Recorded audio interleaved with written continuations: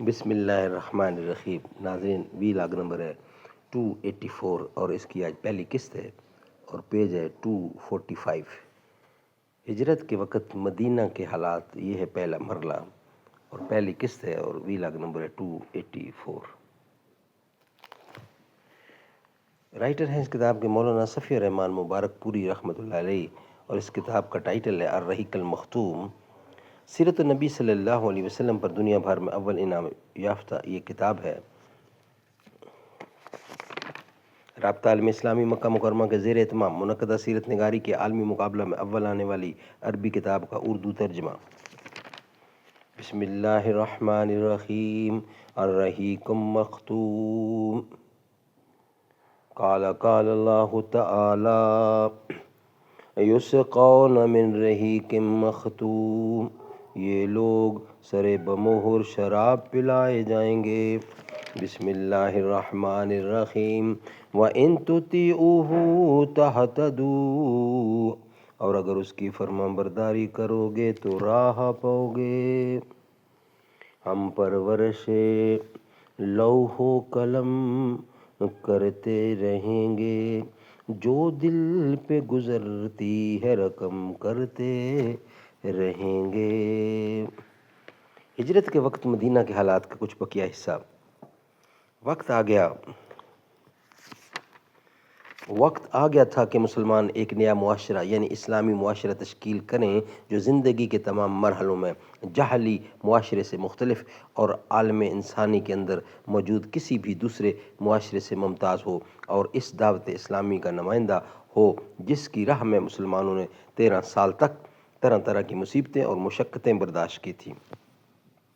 ظاہر ہے اس طرح کے کسی معاشرے کی تشکیل ایک دن، ایک مہینہ یا ایک سال میں نہیں ہو سکتی، بلکہ اس کے لیے ایک طویل مدت درکار ہوتی ہے تاکہ اس میں آہستہ آہستہ اور درجہ بدرجہ احکام صادر کیے جائیں اور قانون سازی کا کام مشکل یعنی مشق و تربیت اور عملی نفاذ کے ساتھ ساتھ مکمل کیا جائے۔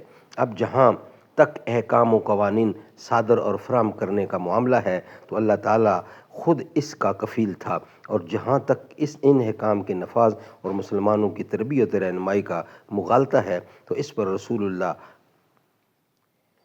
مأمور تھے، چنانچہ ارشاد ہوا وَالَّذِي بَعَثَ فِي الْأُمِّيِّينَ رَسُولًا مِّنْهُمْ يَتْلُو عَلَيْهِمْ آيَاتِهِ وَيُزَكِّيهِمْ وَيُعَلِّمُهُمُ الْكِتَابَ وَالْحِكْمَةَ وَإِنْ كَانُوا مِنْ قَبْلُ لَفِي ضَلَالٍ مُّبِينٍ۔ وہی ہے جس نے امیوں میں خود انہی کے اندر سے ایک رسول بھیجا جو ان پر اللہ کی آیات تلاوت کرتا ہے اور انہیں پاک و صاف کرتا ہے اور انہیں کتاب و حکمت سکھاتا ہے، اور یہ لوگ یقیناً پہلے گمراہی میں تھے۔ ادھر صحابہ کرام رضی اللہ عنہم اجمعین کا یہ حال تھا کہ وہ آپ کی طرف ہمتاً متوجہ رہتے اور جو حکم صادر ہوتا اسے اپنے آپ کو آراستہ کر کے خوشی محسوس کرتے، جیسا کہ ارشاد ہے وَإِذَا تُلِيَتْ عَلَيْهِمْ آيَاتُهُ زَادَتْهُمْ إِيمَانًا۔ جب ان پر اللہ کی آیات تلاوت کی جاتی ہیں تو ان کے ایمان کو بڑھا دیتی ہیں۔ چونکہ ان سارے مسائل کی تفصیل ہمارے موضوع میں داخل نہیں، اس لیے ہم اس پر بقدر ضرورت گفتگو کریں گے۔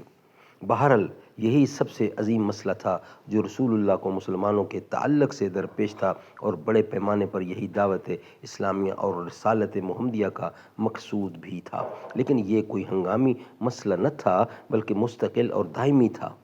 البتہ اس کے علاوہ کچھ دوسرے مسائل بھی تھے جو فوری توجہ کے طالب تھے، جن کی مختصر کیفیت یہ ہے۔ ناظرین، نیکسٹ ویلاگ میں اس کا بقیہ حصہ انشاءاللہ آپ کے سامنے رکھیں گے۔ یہ ویلاگ ہمارا یہاں ہی کمپلیٹ ہوتا ہے۔ السلام علیکم۔